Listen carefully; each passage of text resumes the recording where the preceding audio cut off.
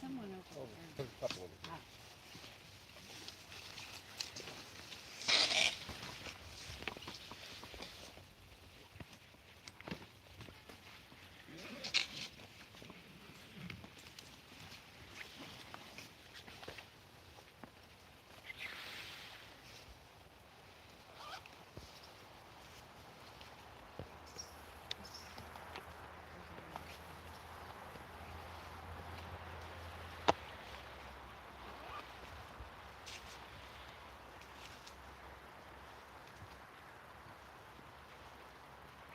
Now, sometimes we have a little difficulty with drawing and getting the right perspective.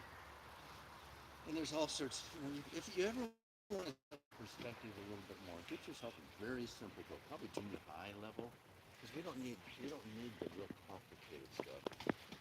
Just a little, maybe high school, but just a few basics in perspective. But if you don't want to do it, if you just take your pencil and you know what a horizontal looks like, you know what a vertical looks like. So put your pencil at a vertical, and I can see what the angle of this looks like. About exactly 45 degrees. So, I have this, not quite that. If that's important to you, but a lot of times it's not that important that we have the perspective exactly the way it is.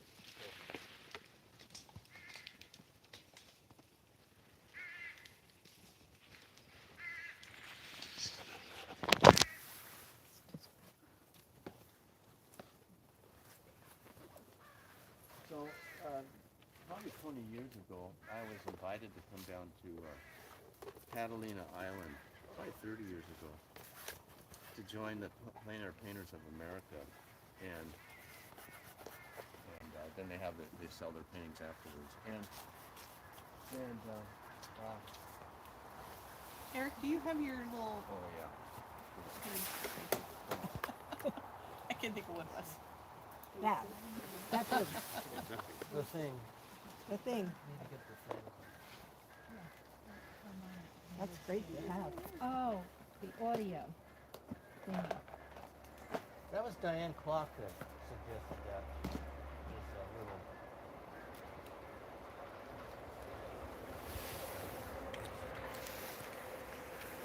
Is that a train I hear? No, it's just the It's freeway just the and traffic. highway noise.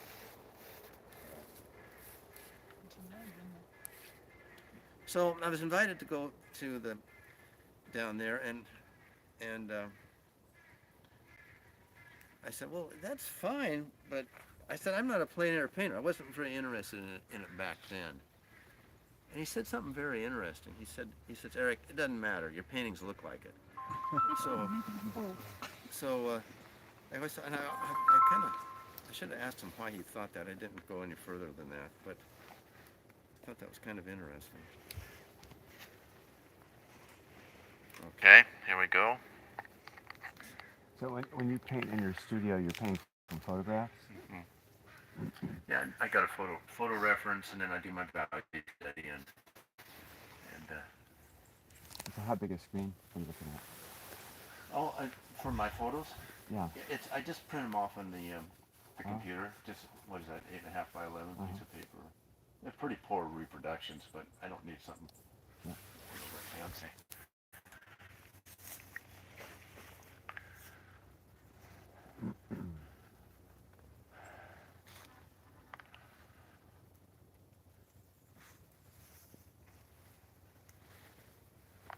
I think yesterday we had a little bit of a problem with not getting our shapes, very definite value shifts between our shapes.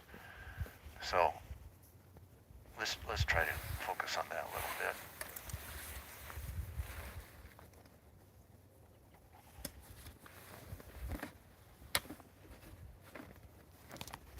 Okay, so right now I basically have two values, a light and a mid-tone. And if you put a piece of tracing paper over this, once again, I think a 7-year-old could trace the mid-tones here. All right? away from the lights. Make it very definite. Okay? Now let's put in some darks. I think this is maybe where we got a little bit lost yesterday, and I'm going to try to make them very definite also. And I have to push it. Within the tree, it's a little hard to tell. But you can force those darks in.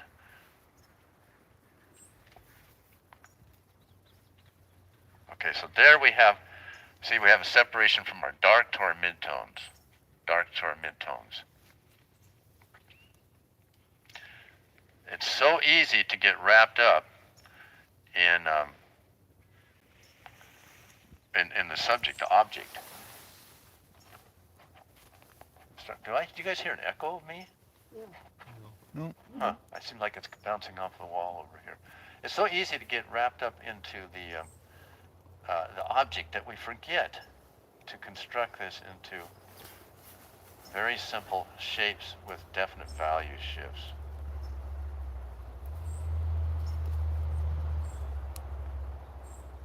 Okay, now I'm really pushing this to show this. Now, of course, there's going to be some paintings.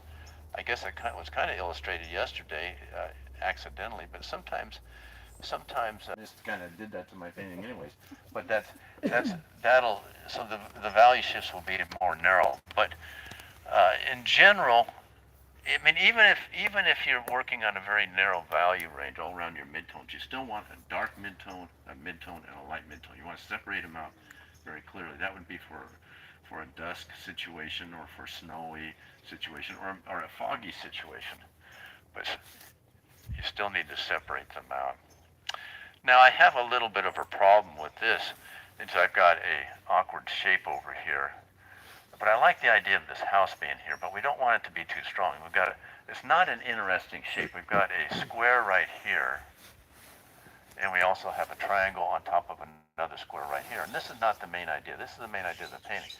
So the thought I had is, do we want to put another, I could just move a bush. I could just take this bush and put it in here.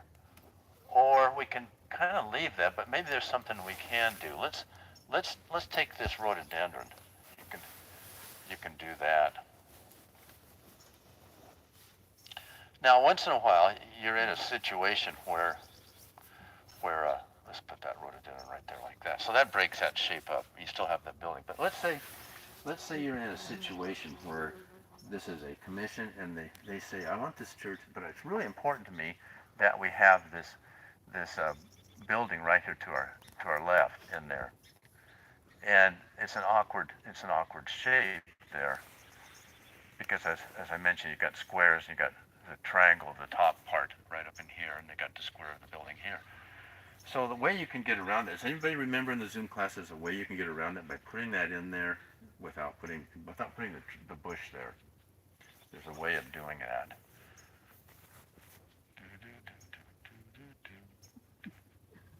Anybody remember that? Okay, let me help you out.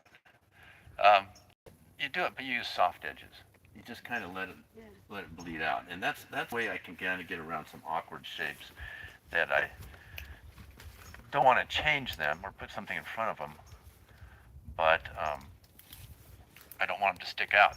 You know what? This trunk over here, this tree is kind of neat. I kind of like that. Maybe let's put that in. Okay. See. So right now, by doing this value study, I have discovered that I kind of like the looks of that trunk in this tree right here. Oops. Is that a raindrop? It just You know hit what? me? So, if I just I would jumped not be right into the surprised. painting, I probably would have not thought about that trunk. But by just working through the value study, I think that would be kind of neat there. I've got to text Ann, tell her we got 18 coming. All right, sorry about that.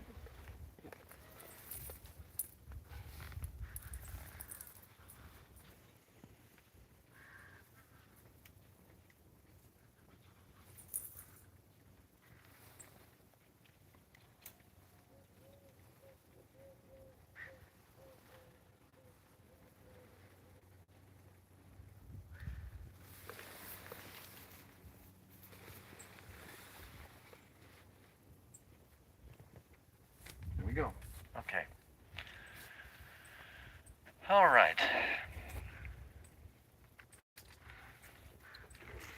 So you kind of, you know, outlined, not outlined, but you put some things behind that church to make it pop a little bit. Yeah, and actually, they're from this angle they are there. That Okay. Yeah. The tree is behind it, so it kind of is convenient. But yeah, it conveniently does pop that out. All right, and a lot of times what we'll do is we will just take this value study and then we don't refer to it anymore, and it's very helpful to keep it right there in front of you. What do you think of all that gingerbread on that roof? Oh, what am I gonna? Oh, I don't even see it. No, we don't put that on there. Oh. I mean, if I do at the end, I might, but no, I don't see it. I don't see it right now. And in this kind of painting, how close do you stay to the actual color? Is that important to you, or is that still not? I mean, we can. Probably on this one. I mean, the school is a red color trim there. Yeah, I'd probably stay with that. Yeah. I'm going to try to just loosely sketch this on here, and so do most of it with the brush, which means a lot of it is not going to be, architecturally rendered perfectly. I don't intend to do that here. I'm going to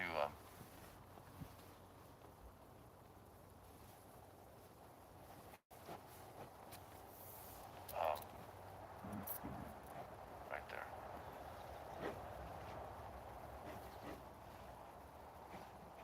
Keep it sketchy as much as I can, and not care that if some of the architectural rendering of that is a little bit off. It's not that important to me. So I mean, a lot of times, here's the thing: is a lot of times you have a choice. I find that those artists who are it's very important that they have the architectural rendering exactly right, or the anatomical information exactly right. They can lose on the freshness and the looseness in their painting.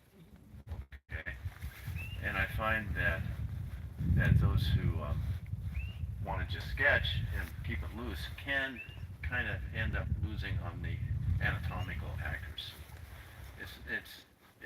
It'll too much.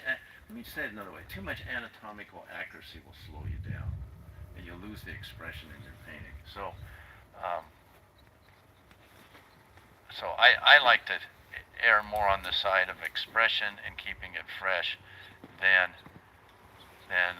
letting anatomical accuracy slow me down too much.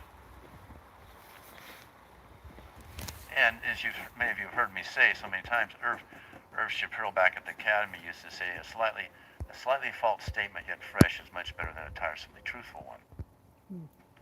Okay, so don't worry about it if it's not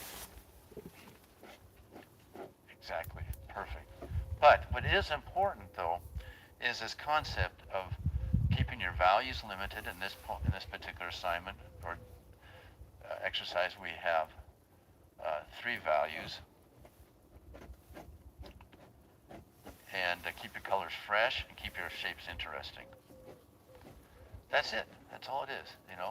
I mean, it's not going to sell a very interesting book if that's all you put in there, but that's Very really, short book.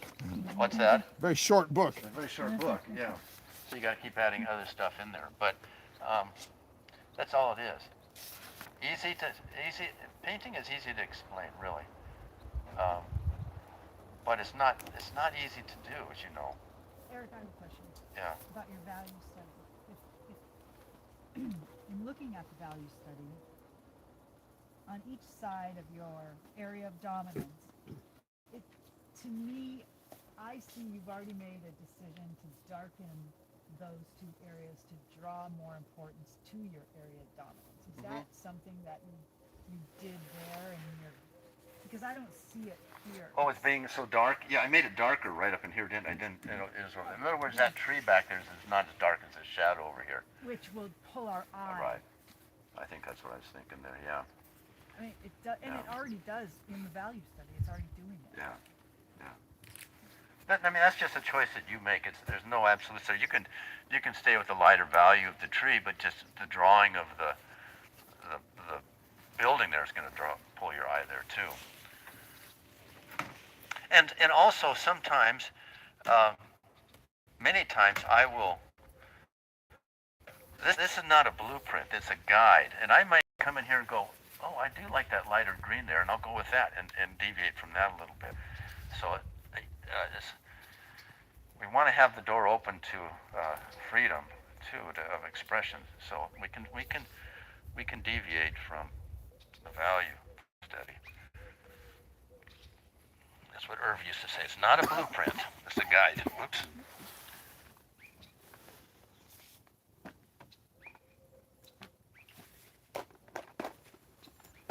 Okay, let me just squeeze out some more pigment here. I really do not like to fight my pigments when I'm painting. I want them really juicy. No, we haven't used much cobalt violet. I don't use it too much. Let's see if we can do a little bit in this painting. Really, what I'm trying to do is just do this last tube. I had trouble with cobalt violet. Eric? Do you? Yeah, well, I just got the first tube of it and I put it in yesterday and it just washes right out. It's not as strong as some of the other ones. Yeah, it's not something I'm doing wrong. Okay. No.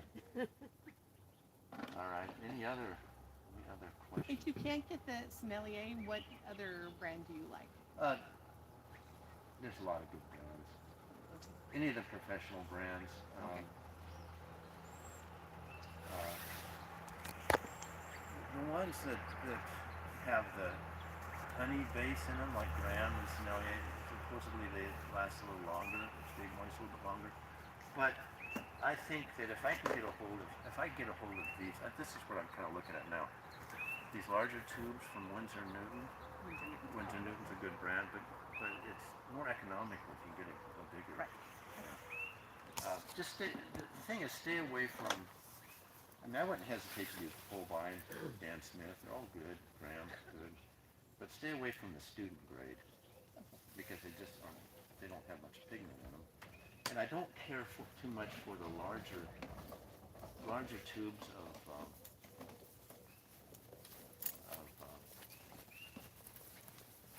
Da Vinci. They have the larger tubes for the same price as these small ones, but they seem to have more filler in them, and they're a little bit stickier. I don't care for that. Burnt umber.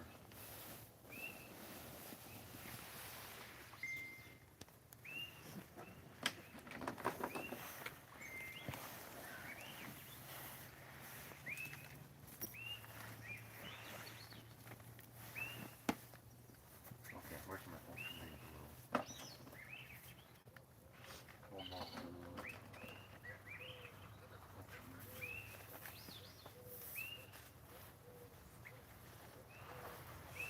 Okay, let's just start out with a real bold statement in the painting and develop it from there.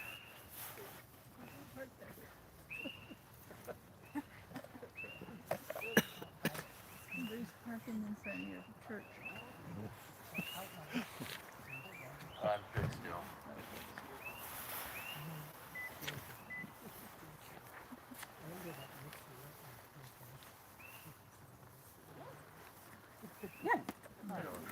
We were in. Another thing about Plein Air painting, things can change.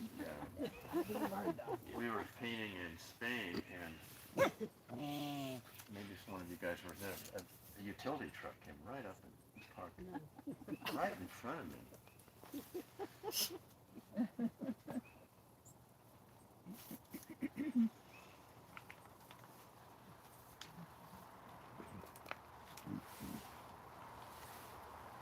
And the travel lift in Fort Townsend. I remember that Oh, one. that's right, yeah.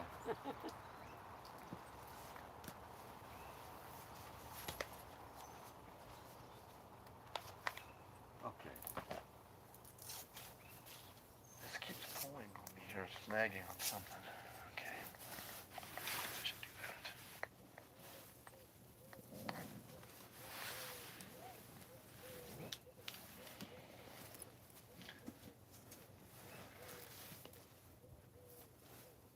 Okay, I'll use my number 5. Let's start out with that number 5 mop. And I'm going to make a, I do not intend, I'm going to make some bold statements right off the bat.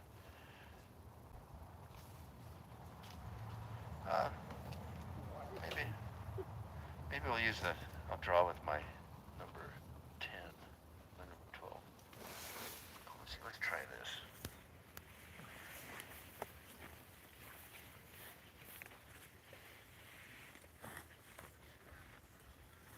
I don't know. Just got to pick a color here. Cobalt blue, a little bit of this phthalo blue, and let's just draw it on there. So notice also that how I'm starting with my arm way back. You don't want to draw like this. You'll get more freedom, and use the brush at the end. Hold it at the end. Now this is not what you would have seen Irving Shapiro, my instructor back at the academy, started painting. He used broad washes and was very careful. He had he was just a wonderful instructor, and he had more of an illustration background. I think that's probably where it came from. And so when I was in oil painting class, this is the way we would start the oil paintings, because you could always change them. I mean, you paint over the top of them, right? You could keep changing and correcting. Well, I thought, why can't we do that in watercolor paint? Why can't we paint as loosely like that? And I found out in time that you can. We can be as loose as like the oil painters get to be in their paintings. You can do anything here, because that's going to be a mid-tone, right? So you don't have to be careful. But I do have to be careful about my lights. Make my lights, make sure that I don't lose my lights. Your lights are your ace, okay?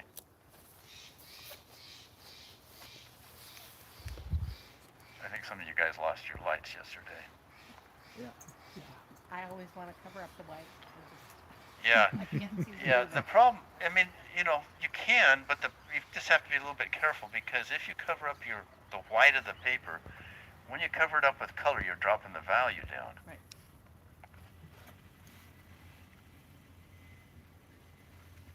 And if you lose your lights, you've lost your painting.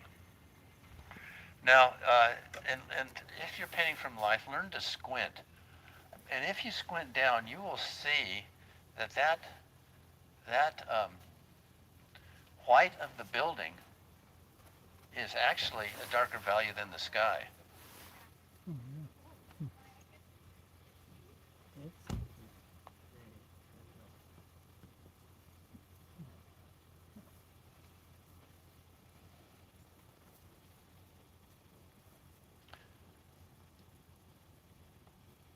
Okay, now I have to be really careful. I'm going to lose my lights, because that's part of my light. This is part of my light pattern here, and I'm toning it already because I want it a little bit darker in the sky. So, maybe what we could have done here is just leave that the white of the paper and come back later and tone it down slightly, because it is darker than the sky. But since I've done it, let's just go with that. Okay, so this is going to be my mid-tone. We've already established that. These are mid-tones in here.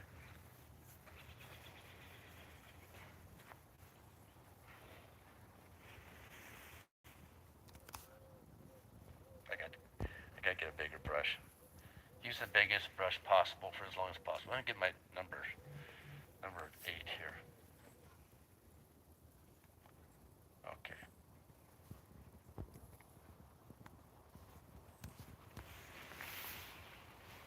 All right, so remember, this is my mid-tone, this is my light, so I've got to make that darker to make that look like a light.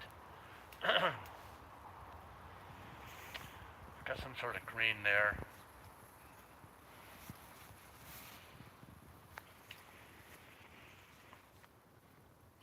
Nothing wrong with throwing a little bit of red in there too.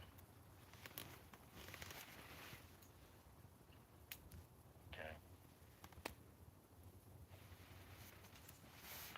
I hope you can see how much I am rinsing off my brush. Most of the paint goes in your, don't try to conserve on your paint. Most of the paint goes into this little water container here. All right, here we go. I'm dropping the value down just a little bit more because I want this to look like my lights. Okay, so here's an example of a neutral wash, but neutral washes can be beautiful in color. All right, let's go around here. Why are you calling it a neutral wash? Well, it's a grade wash would be another term for it. Okay. All right. It's a neutral color. It's, in other words, it's not a primary red, yellow, or blue. It's got all three of them in here, especially like down in this corner. All right, so let's now go. Let's go over here to our. You know what I did? See, I did not squeeze out enough yellow, so now I got to take the time to do that.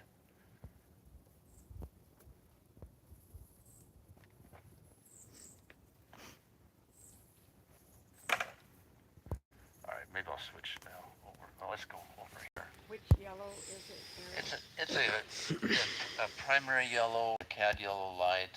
So you don't use lemon yellow. Oh, I probably would if someone gave it to me.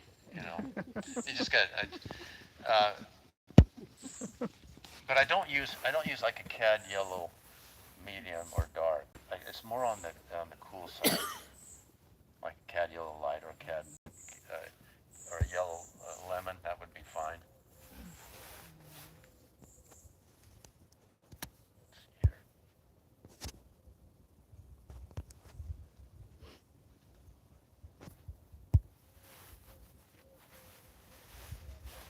Don't be too quick to anticipate your painting, meaning, is it working out okay? Just focus on the problem and work with that. And the problem for me is these big lights and darks that we've already talked about. Okay, okay, so I'm going to do something that you probably, okay? But notice I put down the opposite color first. And I'll catch it now before the paint dries, but I want it to be a light value. You've got to watch out. And it's this green running into the violet that energizes the yellow.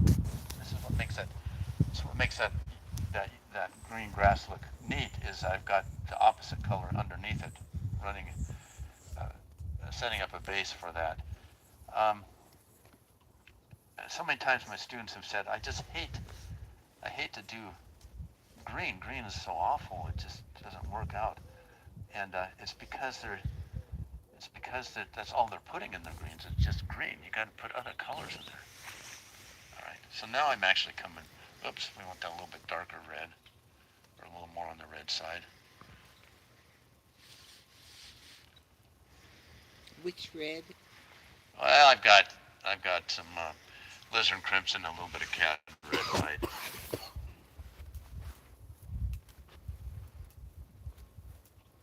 And hopefully, maybe it won't, but hopefully it'll bleed a little bit, but be a little damp there. That'll make it kind of interesting.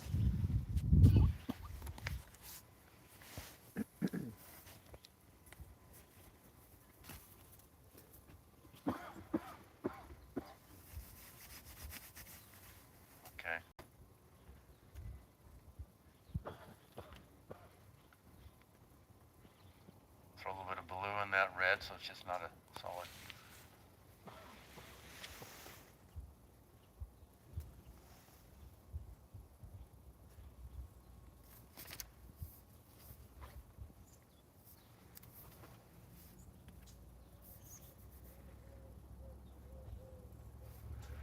problem with doing details. You can kind of start getting hung up on it, so I don't want to get too hung up.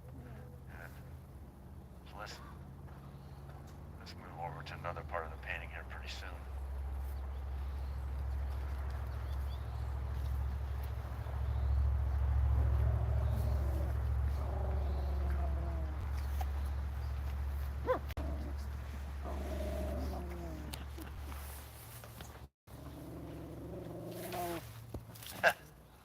Okay, we're safe. Yeah.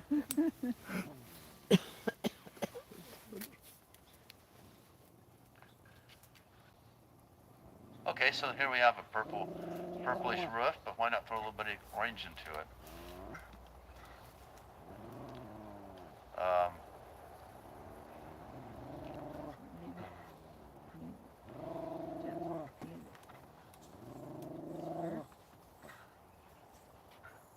All right, here we go. Got the side of that building a little bit there. Yeah, but you made it a warm green.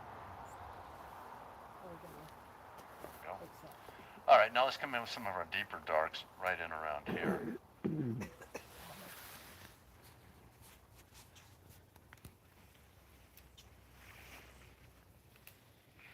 I'm going to splay the bristles out just a little bit.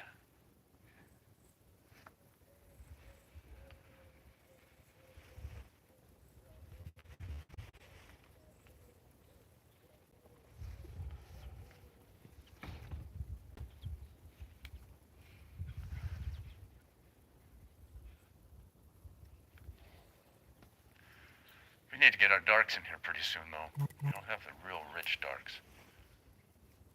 Here we go. Let's put in some. There we go. What are you using for that? That's just ultramarine blue and a little alizarin crimson. Mm. Let's come down in here. I'm going to throw in some. While this is still damp, let's throw in some. This is where the painting really starts to have some punch to it. Is when you start to put these darks in. This has got alizarin crimson and burnt sienna in it. These darks that are inside of the trees are not the phthalo blue that you see so often. There's more of a it's warmer. It goes warmer inside the depths of the trees. Okay, so we got something there. We have a dark over here too, probably.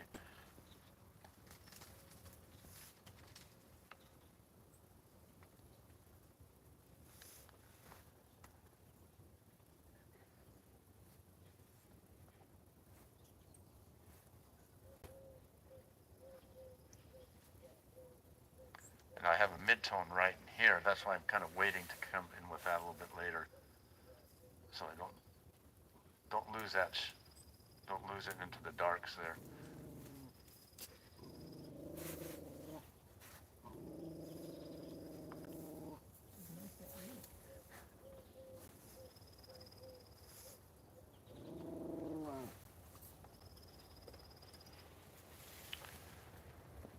Let's see here. Let's put this back here. I also have my palette at an angle. Actually, we should probably put it more at get it up at an angle so that it self-cleans. Otherwise, you're working in the mud that's forming in the center of your palette.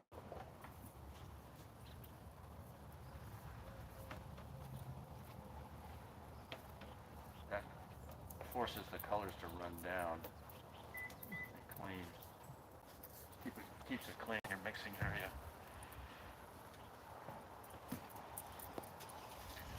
Okay.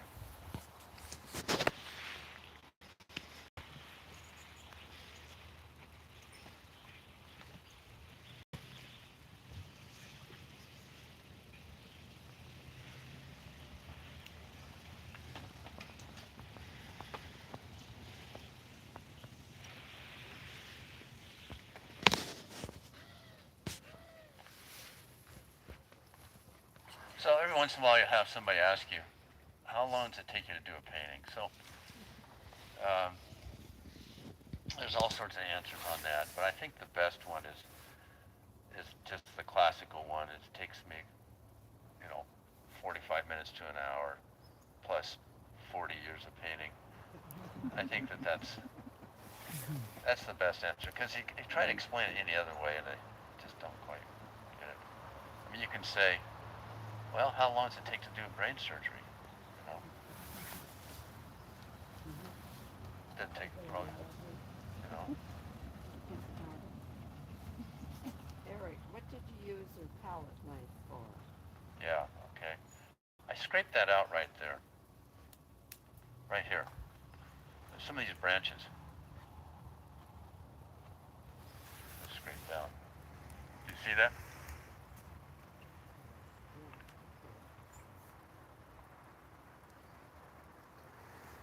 Okay, we have a nice rich dark right up in here.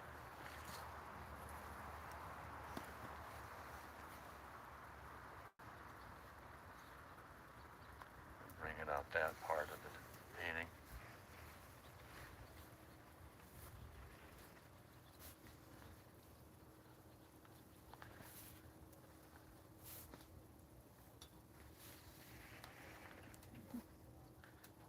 Let's put that more in mid-tone. I'm separating out this from that. Okay, let's put that in like that. I don't want that building off to the left to be really obvious. You notice how I'm allowing some of these, these are the soft edges I was talking about, allowing some of these edges to run right into each other here. So it's not real obvious.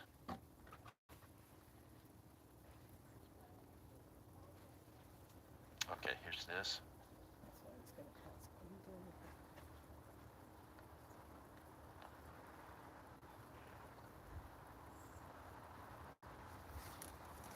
This is still part of my light, so I'm really, really separating this light area out from my midtones and my darks.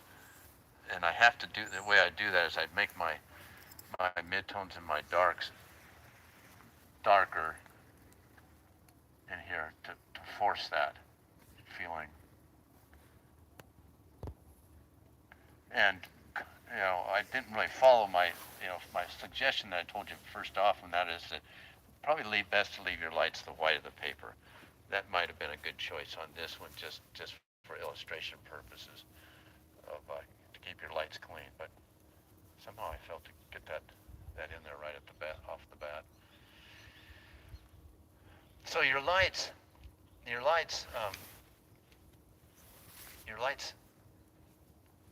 See, this is also a light up here. Your lights, like I said, need to be separated from the rest of the painting, but you can choose if it's the white of the paper, your lights, or they can be a light value, like I've got here. But the thing is, make sure you do separate them out.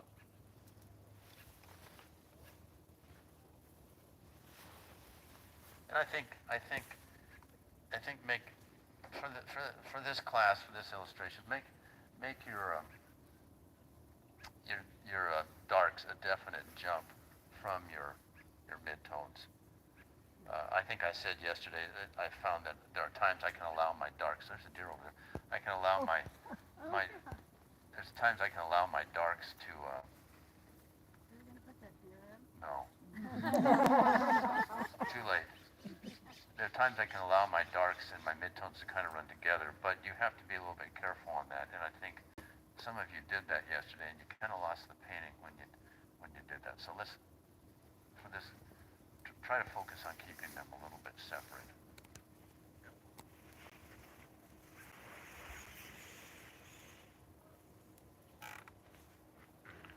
Okay, so now the question was about the gingerbread on the church. You know, if that's important to you, you can start to put in some of that now, but you notice I do it toward the very end.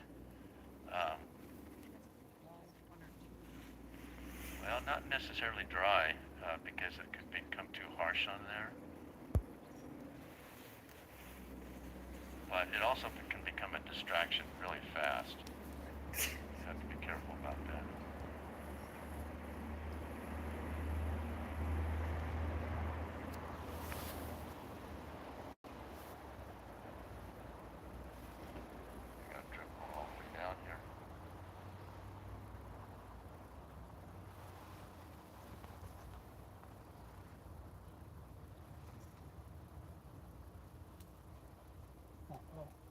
hopefully that truck's not turned. You could see this coming, Yeah. right?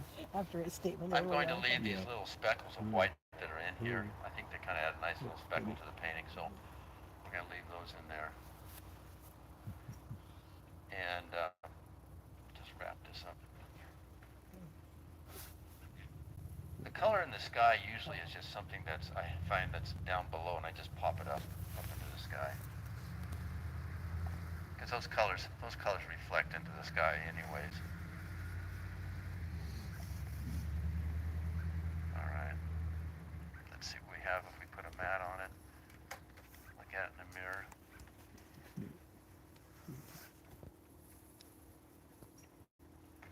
Sometimes in your paintings, not sometimes, a lot of times it happens that you go, this painting just didn't work out. It's just, I'm not so sure about it. Don't dismiss a painting that appears to not have worked out. My friend Al Courier up at the, you know Al Courier? Oh, yeah, I Okay. know Al Courier. Yeah. Really well. He actually went to the same school that I went to, and I remember him saying years ago, "There's no bad painting." And I thought about that. Oh yeah, I've had plenty of them, but I think he's really right. Is because those that appear, I think is what he is saying, is that those that appear to not really work out, a lot of times just stepping stones to the, of course, to a better one. And don't be too quick to dismiss them as failures. They're learning journeys, each painting. And I've got a painting that's at the gallery in the bathroom, kind of an abstract painting, and for years, I just put it in there because I didn't know where else to put it. And for years, finally I started paintings I was doing, and it was the genesis of the whole series after that.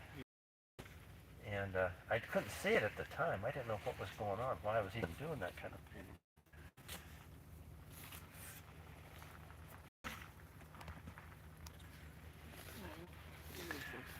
Oh, so let's I've got these drips all coming down here. You know, it's probably best, in my previous experiences with this, it's just best to leave them alone Yeah. and not fuss with them at this point.